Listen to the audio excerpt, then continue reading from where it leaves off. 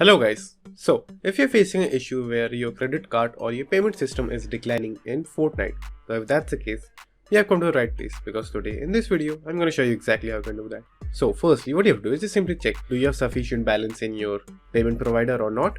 So, if you have that, the first thing that you have to do is just simply close the Fortnite application.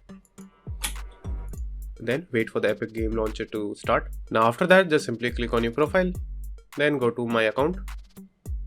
That will redirect you to a browser. Now in your browser, go to the payment option section, the payment management over here. Now over here, choose the payment method and add that. Like for example, credit card, just simply choose credit card and enter your details.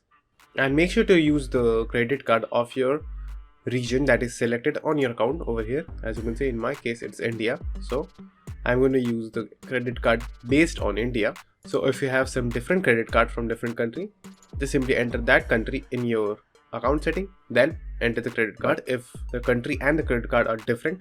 Like for example, if you are originated from US and you have the credit card of, let's say, UK, so what you can do is just simply use VPN to change the location of your account momentarily, then enter your credit card and do the transaction in your account.